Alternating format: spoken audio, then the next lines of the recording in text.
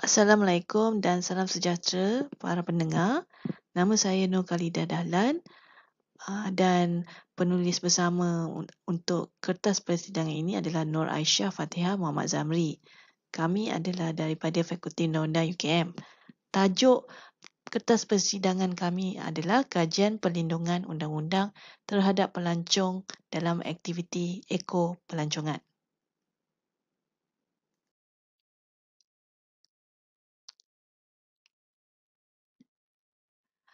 Sebagai pengenalan, kajian ini menilai keberkesanan undang-undang yang melindungi pelancong dalam aktiviti eko-pelancongan di Malaysia. Kajian ini menepukan kepada peruntukan undang-undang sedia ada dan cabaran penguatkuasaan untuk memastikan keselamatan, hak dan kesejahteraan pelancong serta kelestarian alam sekitar terjamin. Okey, kita terus pergi ke undang-undang dan peraturan dalam eko-pelancongan di Malaysia.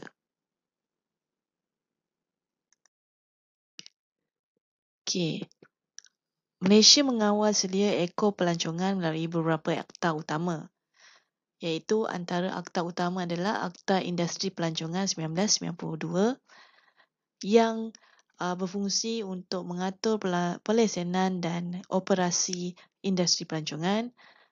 Akta yang kedua adalah Akta Perlindungan Pengguna 1999 yang di mana akta ini memberi tumpuan kepada hak dan keselamatan pelancong. Akta ketiga adalah Akta Pemeliharaan Hidupan Liar 2010 yang melindungi spesies dan habitat. Selain itu, Akta Perhutanan Negara 1984 dan Akta Taman Negara 1980 yang mengawal sedia pengurusan hutan dan taman negara di Malaysia. Semua akta ini menekankan kepentingan kelestarian ekosistem dan perlindungan hak pelancong untuk memastikan pembangunan eko-pelancongan yang bertanggungjawab dan mampan. Okey, dalam slide seterusnya ini, agensi utama yang berkaitan dengan eko-pelancongan adalah MOTAC, Perhilitan, Jabatan Perhutanan dan Jabatan Taman Negara. Agensi-agensi ini bertanggungjawab dalam pelesenan serta penguatkuasaan undang-undang. Mereka memastikan aktiviti pelancongan dijalankan mengikut piawaian keselamatan dan kelestarian alam sekitar. Namun begitu, kelemahan penguatkuasaan terutama di kawasan luar bandar menyebabkan risiko pelanggaran undang-undang semakin meningkat. Pertindihan kuasa antara agensi turut menimbulkan kekeliruan dalam pelaksanaan tugas, mengurangkan kecekapan tindakan dan keberkesanan perlindungan pelancong serta sumber alam semula jadi. Oleh itu, penyelarasan dan penambahbaikan kerjasama antara agensi ini adalah sangat penting untuk memperkukuhkan sistem penguatkuasaan di Malaysia. Okey. Selain itu, kami juga dalam kertas persidangan ini, kami merujuk kepada undang-undang yang diguna pakai oleh Australia. Australia mempunyai pendekatan yang lebih bersistematik dalam mengawal selia eko-pelancongan. Negara Australia memperkenalkan National Sustainability Framework for the Visitor Economy yang menetapkan garis panduan bagi memastikan pelancongan dilakukan secara mampan. Garis panduan ini dilaksanakan melalui proses kerjasama antara kerajaan persekutuan, negeri dan pihak industri. Okey. Selain itu, Australia juga mempunyai undang-undang yang khusus, iaitu Environmental Protection dan Biodiversity Conservation Act 1999. Akta ini adalah bertujuan untuk mengawal selia pemeliharaan biodiversity dan memastikan aktiviti pelancongan tidak mengancam ekosistem semula jadi di negara Australia. Okey, seterusnya kita ke tajuk cabaran penguatkuasaan dan reformasi undang-undang. yang di mana dalam topik ini akan diterangkan antara isu kelemahan penguasaan dan pertindingan kuasa antara agensi. Okey, antaranya penguasaan undang-undang ekopelancongan di Malaysia yang menghadapi pelbagai cabaran kritikal adalah di kawasan luar bandar, yang di mana kawasan luar bandar ni tidak mendapat perhatian dan penguasaan yang rapi. Ini adalah berpunca kerana pertindingan kuasa antara agensi-agensi pelaksana yang terlalu banyak dan terlalu umum. Antara agensi pelaksana yang akan bertindih kuasanya adalah Motek, Perkhidmatan dan Jabatan Perhutanan.